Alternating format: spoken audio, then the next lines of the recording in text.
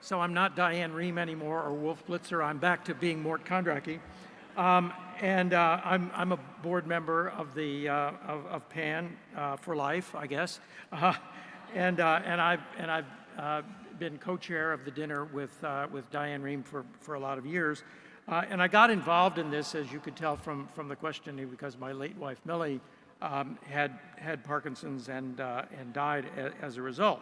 But she was one of the earliest advocates. As a matter of fact, she and Joan Samuelson, who was the founder of the Parkinson's Action Network, and Ann Udall, who was Mo Udall's daughter, who is Mo Udall's daughter, were PAN at the very beginning, and they were a mighty team of advocates. So we created the Millie Award, which honors the most successful, energetic, and dedicated advocates out there in the country. And this year, we give the award to somebody who embodies Millie's spirit profoundly. Tonight's recipient is Roger Helene. He's the primary caregiver for his wife, Barbara, who was diagnosed with Parkinson's in 2008. And since then, he's been the Illinois State Director for PAN.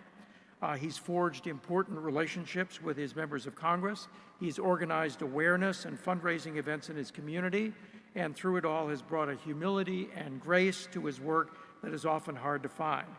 So, Roger, is Roger here with us tonight or not? He is, okay.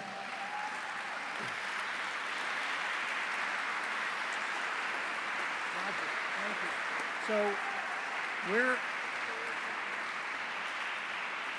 of course you're here with us tonight.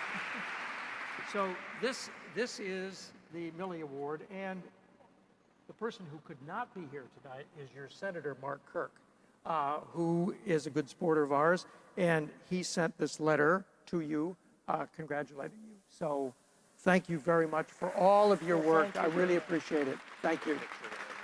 Okay.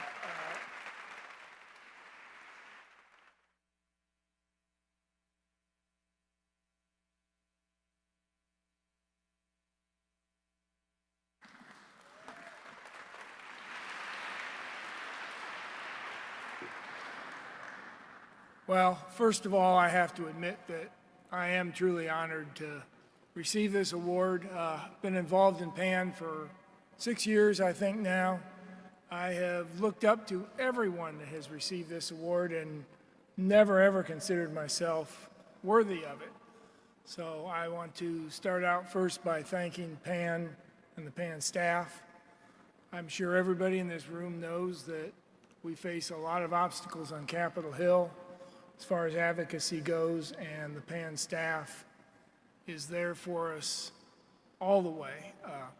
Never have I sent them an email, called them on the phone, asked for help, gotten help within maybe minutes sometimes. Some of them have even emailed me back in the evenings and on the weekends.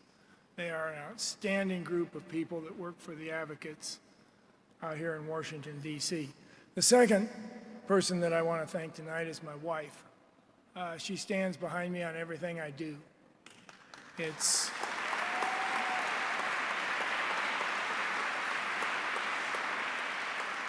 I won't say she always agrees with everything I do, and sometimes she says I'm overcommitted, but down deep and in her heart, she stands for everything that I do, and she's always there with me, whether it's a PAN event, an APDA event, a support group event, or any of my other hobbies that I'm sure she'd love to complain to you about tonight. I'm often asked why. Why do I do this? People at work, other people I know, they say, look at what we face in government today. Why? Why get involved? Well, I think you've heard tonight from a number of people on the 21st Century Cure, the funding issues that the National Institute of Health has. Those are some issues that I believe firmly will help people like my wife, people in the whole Parkinson's community.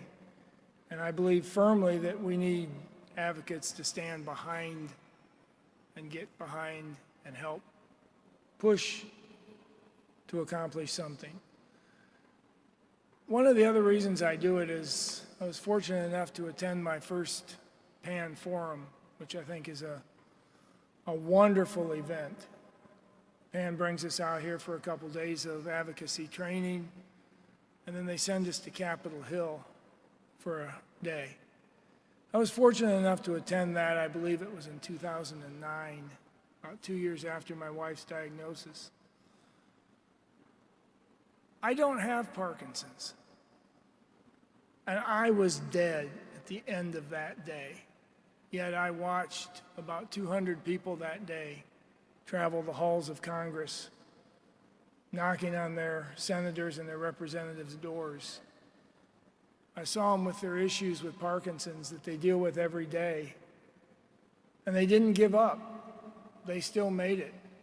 Some of the groups made it to all of their representatives and all of their senators in the same day. And that was something that just impressed me because I like to consider myself as somebody in fairly good shape. And I had just spent about 8 hours walking the halls of Capitol Hill. And let me tell you, I was dead. I don't understand how those people with Parkinson's do it.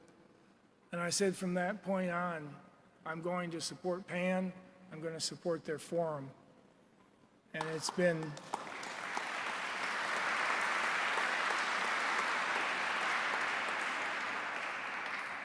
a journey ever since then.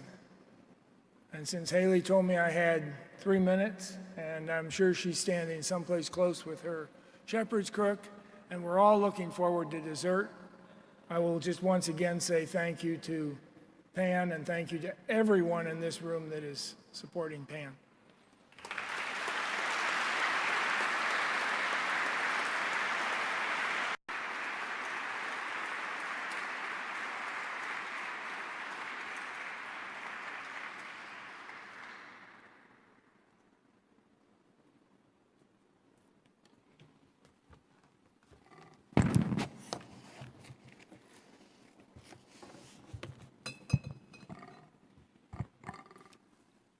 I know it's getting late, so I'll keep my remarks to just a few hours. Good evening. You might be wondering what these pins are. Yes, this is the Chinese character for crisis. John Kennedy famously said in a speech in 1959, in the Chinese language, the word for crisis is composed of two characters.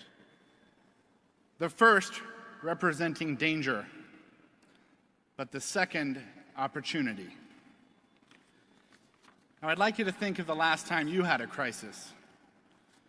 Perhaps you felt vulnerable, worried for yourself or your family, even scared. I know how that feels. I had a crisis about 2 years ago. You see, I had a tremor that wouldn't go away. At the time, I was the vice president of a retail company. And naturally, I assumed I was drinking too much coffee, which I was. But it turns out that too much caffeine wasn't causing my shaking. In June of 2013, I went to a neurologist. Over the course of several months, and after a long battery of expensive tests, my doctor looked at me and said, "Brian, you've got Parkinson's disease." I told him I want a second opinion. He said, "Okay, you should lose some weight too." But I did eventually get a second opinion, and a third, and a fourth. You see, I didn't want to acknowledge that I was having a crisis. And by the time I accepted it, I was knee-deep in crisis. For over a year, I floundered with no direction, no purpose. I had drawn the painful conclusion that my life, my usefulness on this earth, had ended with that diagnosis. But a crisis is still looming, ladies and gentlemen. Since this morning, approximately 164 more Americans have been diagnosed with Parkinson's. 164 Americans like me, like you, like your children and parents. This is indeed a crisis. It is a danger that has crept its way into all of our lives.